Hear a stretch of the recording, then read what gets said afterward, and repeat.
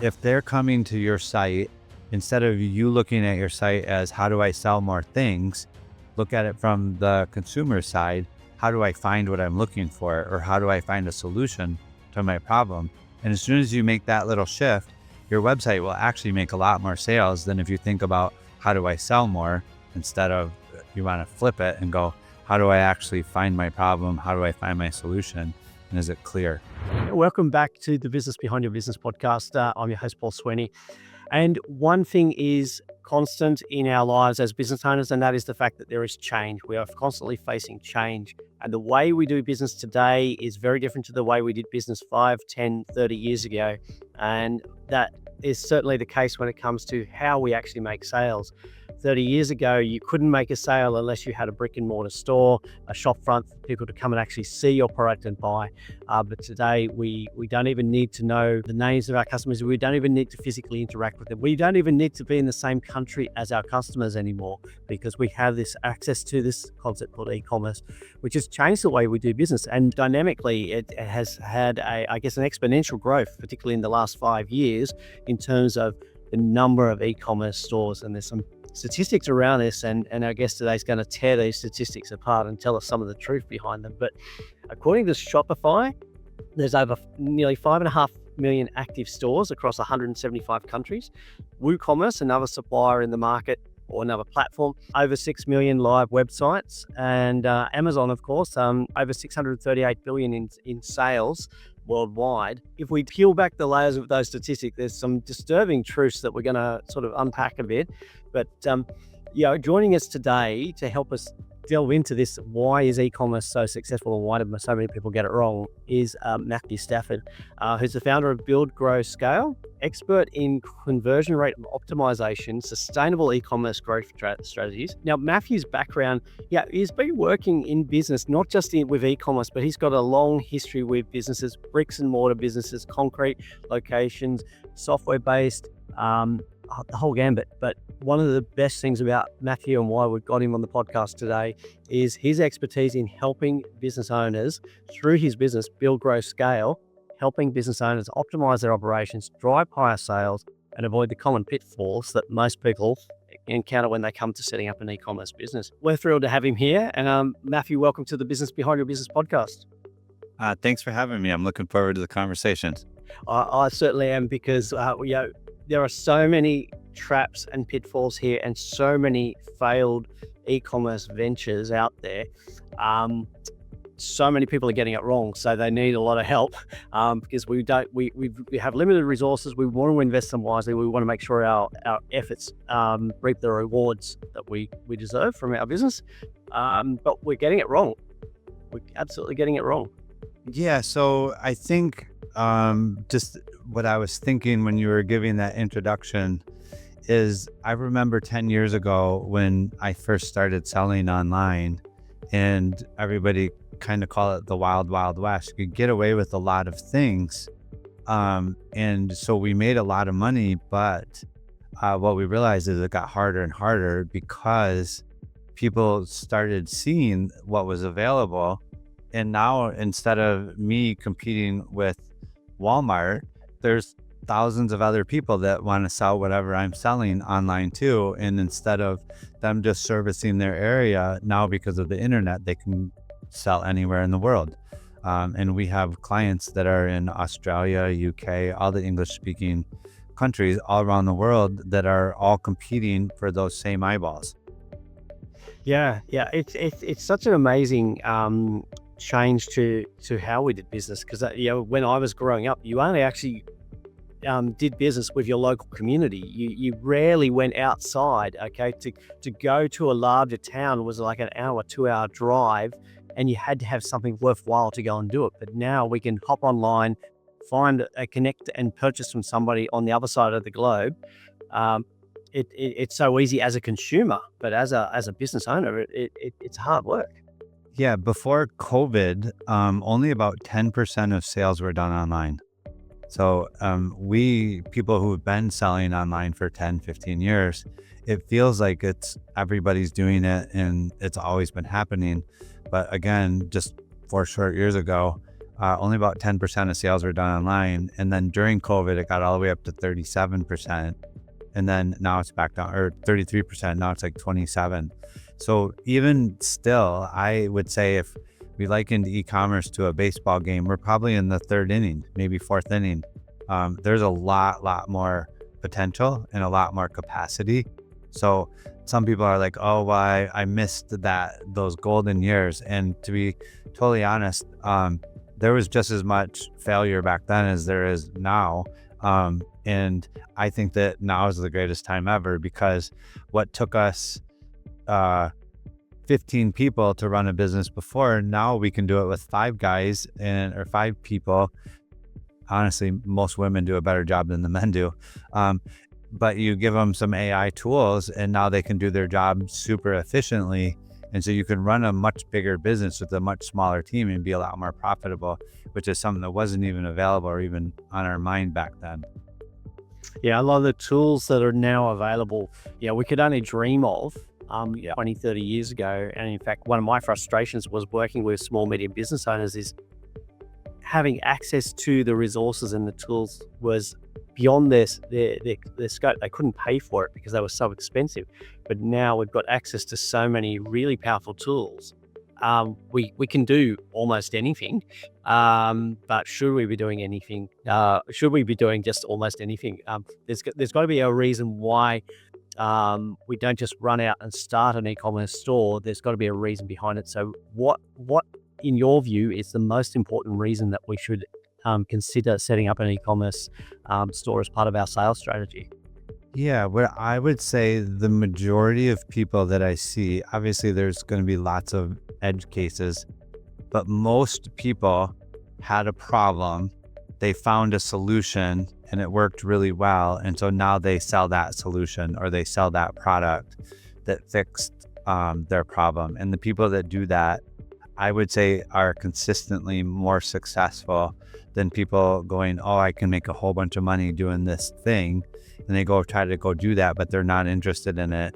Or they're competing with people who know the product or know their audience way better than they do. And so one of the reasons why what we do is so predictably successful is because we take the guesswork out of it. We really use data and analytics.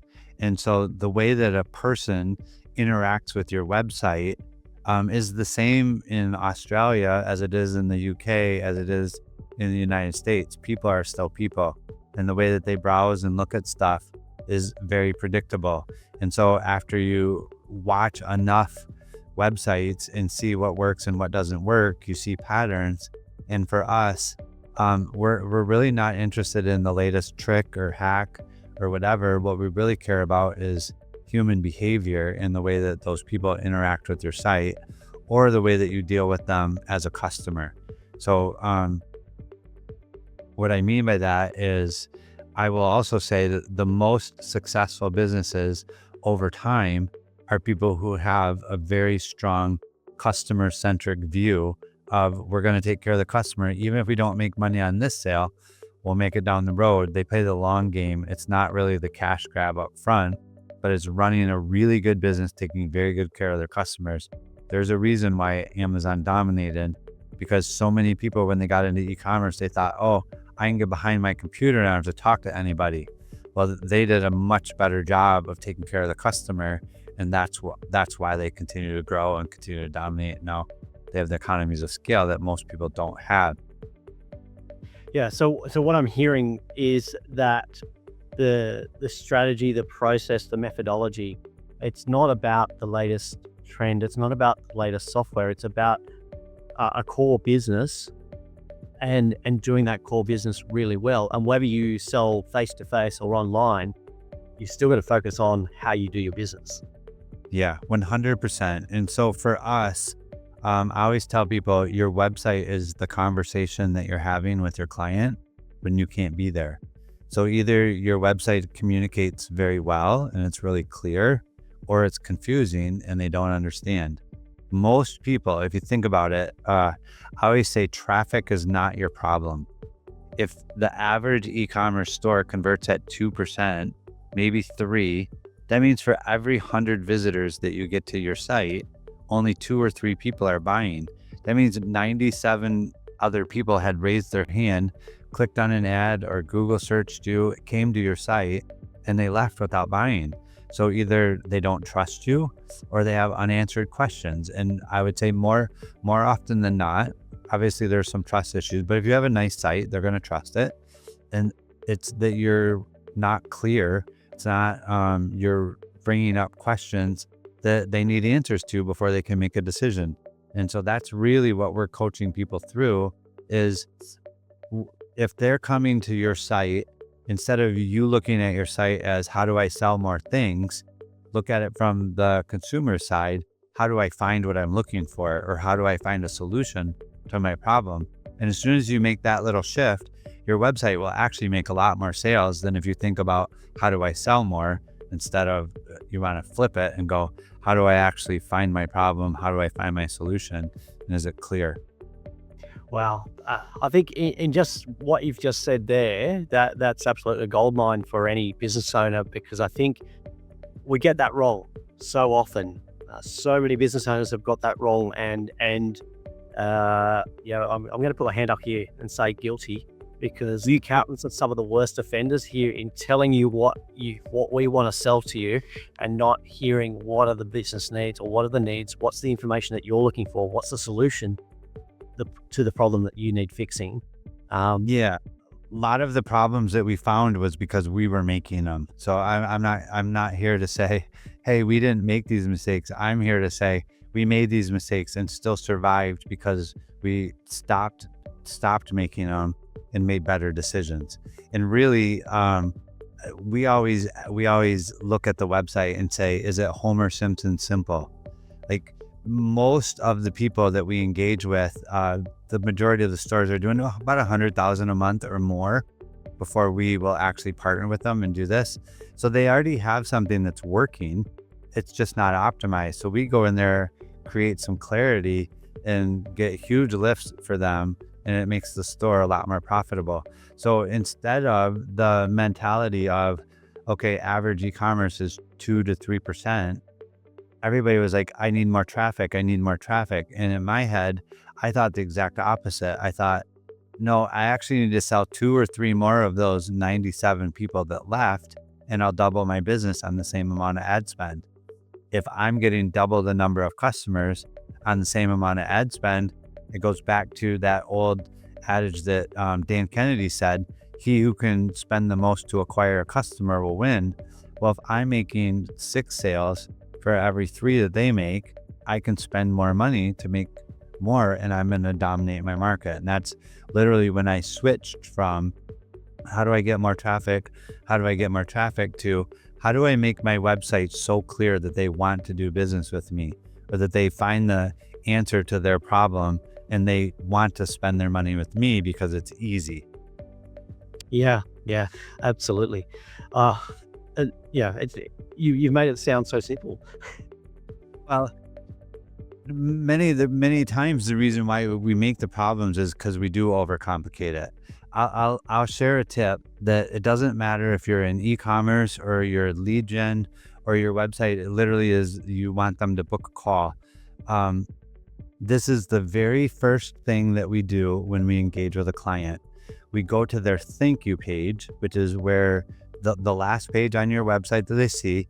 We have a little pop-up that comes up, and we ask a question. What was the one thing that almost made you not buy? So these people just spent money, or they just gave you their phone number and their email, their personal information. What was the one thing that almost made you not do that? Those people will tell you what they didn't understand, what wasn't clear, where they felt resistance, all these things. And then we take that data and we go back through the website, we make it better. And every single time we get better and better conversions. Wow. Yeah. No, that's great advice. Look, before we sort of tie into some of the mistakes that people are making, we mentioned some statistics at the beginning, and I said that we'd probably tear those apart because, we're looking at 5.5 active stores with Shopify and 6 million with WooCommerce, but you've got some interesting stats behind those stats, which sort of tell us, I guess, the truth really of what's going on. Yeah, Shopify says that there's almost 3,000 new stores started every day. But out of those 3,000, like 2,900 of them never make a sale. So there's a lot of people that will open a store and have good intentions, or they'll put a bunch of stuff up and they just think like, oh, if I put this stuff online, people will come buy it. But again, it goes back to the question. They're in the mindset of how do I sell more stuff instead of how do I solve a problem, or how do I make it so clear that it's easy for them to go through the process without getting sidetracked. And so, yeah, we look at our stats over the last 10 years. We had about 1,000 members in our membership. We've had over 127, 130 some. I've stopped counting a few years ago just because it doesn't really matter. We have enough success that we know what we're doing. But and then we have like 25, 27 stores at the 10 million mark and several that have done over that. So out of the 1,000 members, we've had 150 plus hit over $1 million. That's a 15% really very successful store compared to 2,900 that never make a sale. So their odds are like 0.0001 are going to be successful. And if you get help or a mentor or listen to podcasts like yours, where you get coaching through how to operate a business, the business behind the business, which is really the strategy to make it work, you have a much, much better percentage of winning and actually using this avenue of making money to be successful. Yeah, and look, you also mentioned okay, we tend to focus on the $1 million level as a key to success, but you got so many businesses that are also turning over like 10, 20,000 a month. And if you talk to a lot of small business owners, if they were turning over 20,000 a month, that's a huge success for them. Yeah. Because what they were turning over before was like 5,000 a month. So that's a big change. Yeah, I'm very, very careful to not think that I have a definition of what's successful for everybody, because we have several clients that when they got to that $10,000 mark, that's literally what their intentions were, and that is very successful for them because they built it so that they could drive their kids to school every day or to be at every soccer game. It wasn't a matter of trying to get to $1 million a month or multi-million dollars a month. So success is literally different things for everyone. But what I will say is even those $10,000, $20,000 a month stores, they're still doing the fundamentals that create a business that people want to do business with in order for them to be successful, regardless of how many dollars they turn over. Yeah. Great. Well, we've talked about how many stores there are and why we've talked about there's a lot of failure out there. So there's still a lot of opportunity, particularly if you're going to do it well. You mentioned some mistakes already, but what are some of the most common mistakes that people make when they're setting up e-commerce? Okay. Yeah. This is what I would say I see the most is because typically when the store owners are new, they're doing all their own customer service. And so every question that people email in or ask, they automatically assume that everybody has that question and they go put that on their website. And so over a few months period, they've added so much stuff to their website that it's actually made it confusing. It's not clear. They're answering questions or they're bringing up questions that maybe the majority of their users don't have. I would say that in the beginning, when we get onto a store and start optimizing it, most of the wins are from us removing stuff, taking things off the site that made it confusing and leaving it very simple, very clear. We know that like your search traffic is the highest converting traffic on your site, and they typically spend twice as much as the average user. So if our whole job is to question why things are working and why things aren't working and how to make it better. So when we go through that data, what's the analysis of why is that search traffic so much more valuable? It means the person found what they were looking for, and so now they convert much higher, spend more money. So really what that tells us is the majority of people that come to your site would spend more money or would convert if they can find what they're looking for easier. And so navigation and search are really, really important on your website to make it super simple for people to find what they're looking for. Yeah, I still find it surprising the number of websites I go to that don't have a search facility obvious on the site. You can still do it, but when you've got to do the hard work, I go, well, okay, I can spend the hard work on this site, or I can go to this site where I can just search and get my answer in a matter of seconds. Yeah, 100%. There's a reason why when you go to YouTube, the whole top center of the button or the whole top center of the site is a search bar. Same with Amazon. So we've done that on all of our e-commerce sites. The very first thing that we do, we ask that question on the thank you page. We add a search bar and try to filter. So we used to think, and I'll admit, in the beginning we thought, oh, if we have less than 4 products, we don't need search because they can just see the products. Well, what we realized when we started tracking what people put in the search, they don't always just type in what product they're looking for. They'll type in their problem or they'll describe what's going on. And so now all of a sudden when we started tracking that, we're like, oh, okay, they gave us new product ideas. They told us the language that they were searching for. We use that in our product descriptions.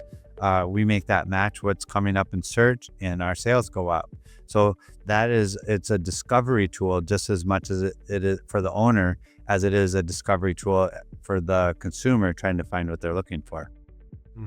So, the website you mentioned is critical. The search is critical. I guess, a lot of, I see a lot of podcasters, a lot of creators have created these e-commerce sites, but they've not made a sale. You can't just put it out there and expect somebody to find it. Right. I think it comes back to you talking about solving somebody's problem. Yeah, and the truth of the matter is, if your site's very easy to use, like you said, you go to the ones that it's easy to use. Well, if you did that and it was easy to use, do you tell people about it? You do. You start spreading the word. Well, that's a warm person. That person's going to convert much higher than someone that found your site randomly. And so over time, that starts to create a compound effect of you get more visitors. So now you have more data in order to optimize the journey, and it continues to get better and better over time. If you have the mentality of, oh, I'm just doing this as a cash grab, I'm gonna make a bunch of money and be done, chances are your competition is much better than that nowadays, and you're gonna, like you said, you'll never make a sale because you're competing with people who are willing to go through the hard part, the hard stuff, figure it out and do a good job so that the person wants to come back and buy again and again and again. One of the metrics that we look at for a store to be healthy and growing is that your repeat customer rate is at least 25%. So you want 1 in 4 customers on a monthly basis to come back.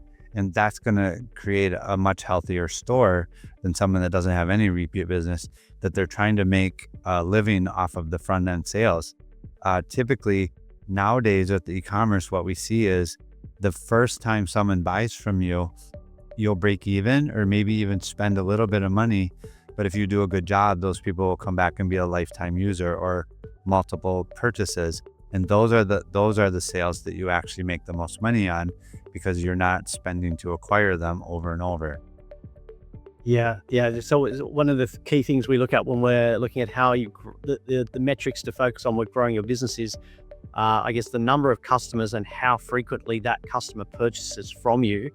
And then I guess the third part of that is the average value of each transaction with a customer. So if you've got trust and they're keeping coming back to you, but they're also going to buy more each time, then that's an easier way to grow your business. 100%. Those are the metrics that we're trying to always improve. How many people are adding to the cart? How many people are making it all the way through to the purchase?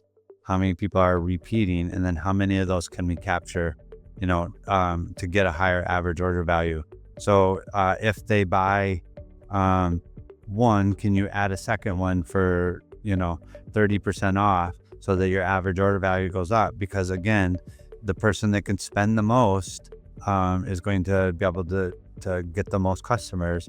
And so if your average order value goes from $100 to 130, and now you have a whole new, I would say like a subset of customers that are willing to spend that much money, you're gonna actually be able to buy market share that way. Yeah. It's interesting that we've been working through some of the mistakes that people are making, but at the same time, you've been giving us some of the great tips on how to optimize your business and improve your conversion rates. Any other key things that are a must do for anybody setting up an e-commerce site?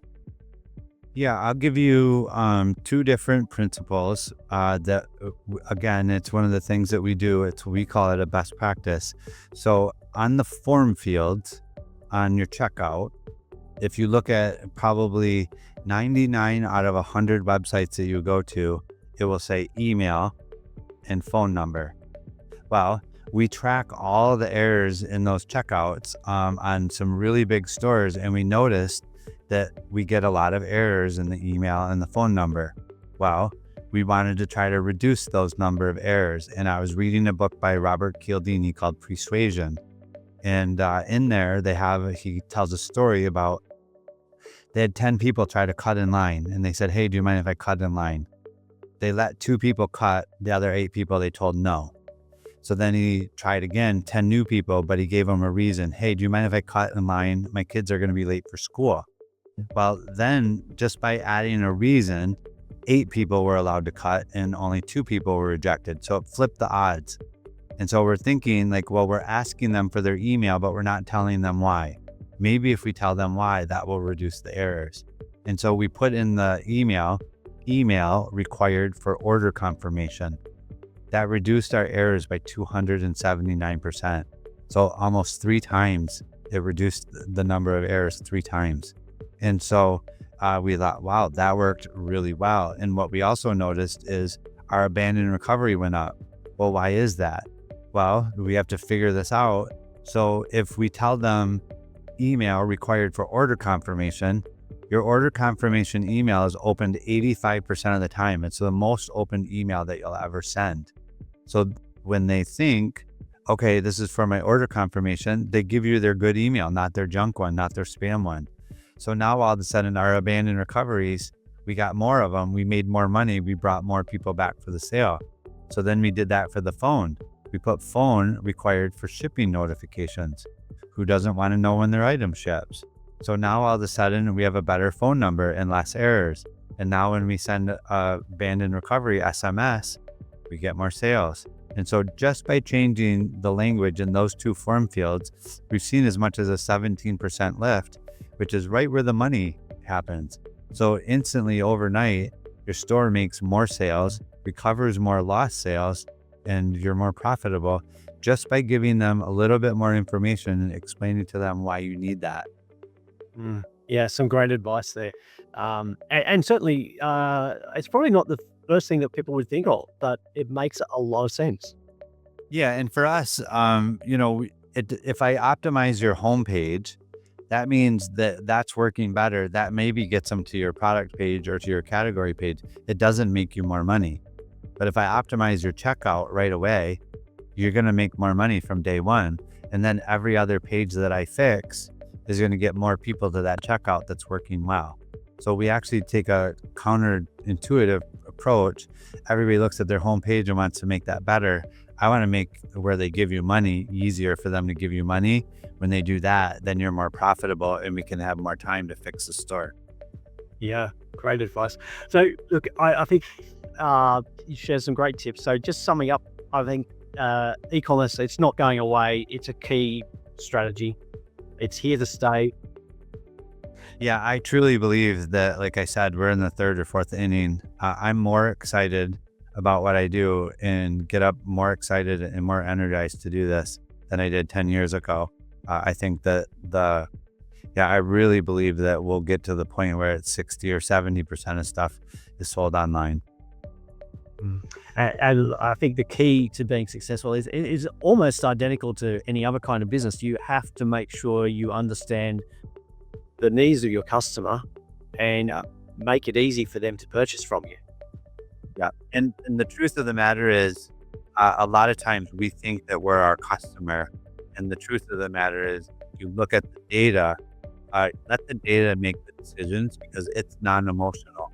Data is agnostic. People go, oh, well, what type of e-commerce do you work on? And I'm like, honestly, to us, the product doesn't matter because what we're dealing with is the human nature of how does a human, how does a person interact with your website and how do we make it clear and easy to do business with? If you do that one thing, if you're making it easy for your customer instead of from the mindset of how do I make more sales, your website's gonna be way more clear and a lot more simple, and you'll actually make more sales than if you're trying to be salesy. Yeah, great. Look, Matthew's shared some absolute goldmine tips with us today. If you think you want to know more, then I'd encourage you to take a closer look at Build, Grow, Scale. Matthew, how do our listeners get involved, and what's the best way to find out more about the program? Yeah, so you can go to our website, buildgrowscale.com /blog. There's all kinds of free information and where we go and break down this stuff.